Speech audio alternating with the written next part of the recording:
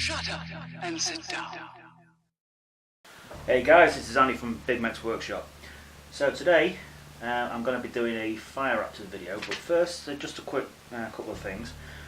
Apologies about some of the footage, not great.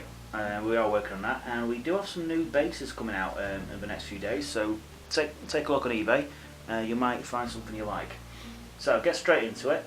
I put a pale grey primer for the base of the Fire Raptor. Now anyone who's painted white before and made the same mistake I did knows don't paint it black first.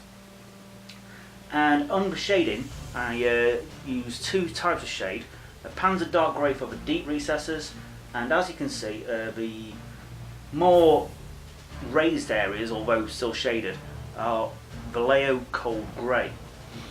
And this was sprayed liberally over the underneath, and just in the sort of plate sectioned areas on the upper areas, to give it a bit of depth, give us something to work with. Over the top of this I use a base of pale grey blue, again from Vallejo, and whilst using this I use several thin layers of the paint just to get a really good finish. Don't want to rush it. There's no point rushing it because it'll just look all cloggy, and as a result the end result won't be the smooth finish what you're after. So just taking my time, get plenty of thin layers on there. There's no rush. So as you can see, it's going on nice and thin, and I'm blending through the blending the darker shades in to give us a bit of depth to the colour, and allowed us to have something that looks a lot more vibrant and a lot more flashy. Now there is a trick to painting white, and the fact is you don't actually use white. This is why I've used off greys and off whites. It allows you to give you something to highlight up to, and that's very important, as you can't highlight white. Once you've used white, you can't go anywhere. So you use the lightest shades of grey you can find until you get to the edge highlights, which become white. Now over the top of the pale blue grey, I'm using ghost grey in the same areas, just in the same way as I did the pale blue grey. So here I've done some taping work so I can do the zigzag effects on the wings of the Fire Raptor, and I am using Vallejo red primer over the entirety of the wing as I've taped it down. Now you really want to be using the Tamiya masking tape, which was a bit of an error on my part, so I had a bit of patching up to do. The Tamiya stuff attaches better to the figure, so it doesn't peel off any of the paint when you remove it.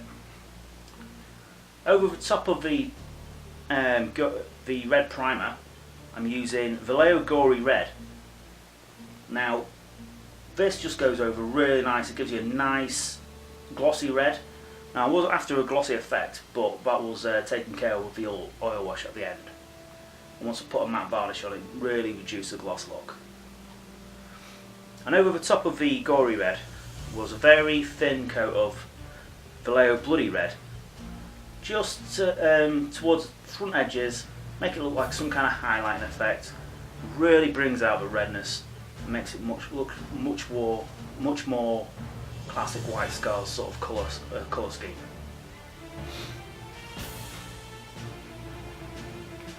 I continued this with the smaller sections, as you can see on the nose cone and on the wingtips, using the same colours, even as far as using the same thin down paint from the mixing pot which I had some left over from. It was all done in the same way, just using a brush instead. As you can see, I'm going back to the silver work. This has all been blacked out prior, and now I'm just using good old fashioned GW iron breaker give you a nice solid silver colour, which will be washing down with non-oil or the equivalent, in order to get that shaded look without it being patchy. Now the gold colours was started off with brassy brass. I then used Agrax Earth as a gentle wash, and I just give them a gentle highlight with Guinness Coal from GW, just to take the pooling away and give it a bit of dimension. The cockpit, apologies, it's very hard to see, was fully blacked out, and then I started off on the seating with Rhinox hide. I then highlighted up with Flat Earth. Now I didn't go over the top because there's obviously got a bit of Space Marine in there. I just wanted to put a bit of colour in it, just to make it look a little bit better from the front, for any areas where the Space Marine is not actually sat. You can just get a bit of a good look around there, and just adds a little bit more to the colour of the inside of the cockpit. Now obviously you can completely ignore the cockpit and black out the windows if you wish.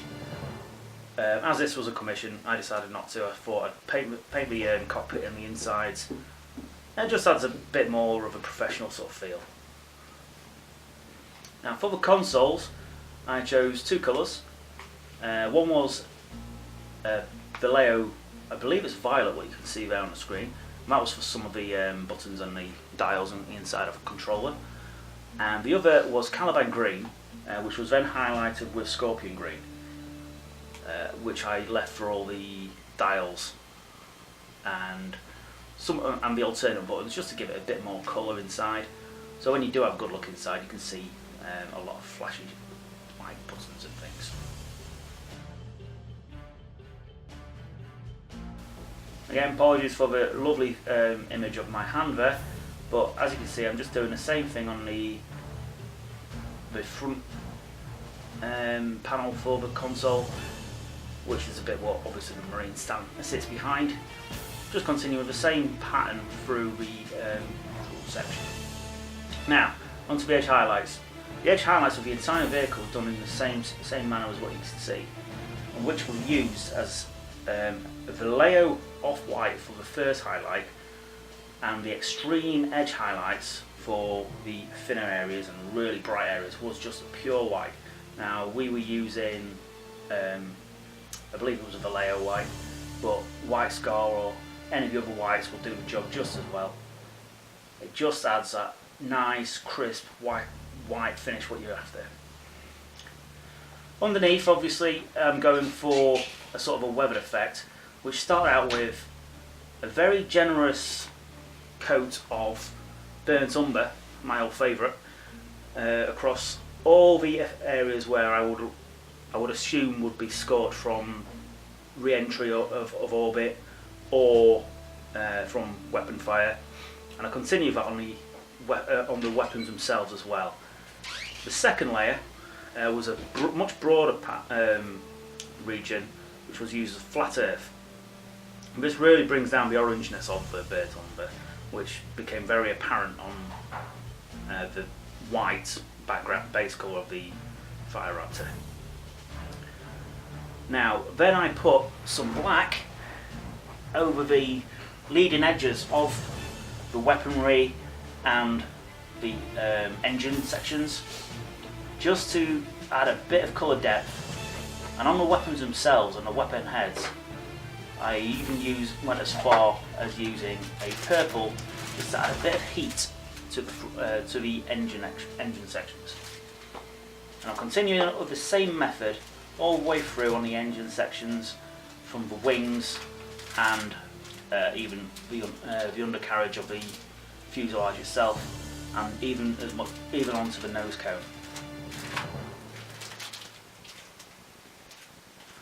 Now when you're using the bright colours like the purple on the heat scorching, just be careful. You want a bright colour, but you don't need too much. You're very sparing with it, as what you're trying to do is just get a glowing effect not just to have a purple line like I've got here. So what you do after is go back with some of the darker colours. I believe I went over with black again, just to tone it down, just so the front edge is literally the only bit what's glowing.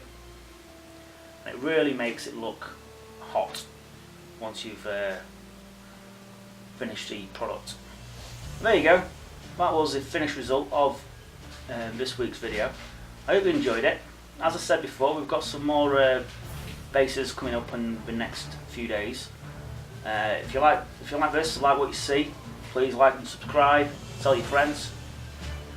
If there's anything you want to see, let us know. We're more than willing to have a try at something else. We are hoping to get another Guild Ball video up for next week, and you never know, we might be able to think of something else in the weeks to come. So just let us know what you want, and we're more than happy to try and oblige. Okay guys, take care, have a good week, bye bye.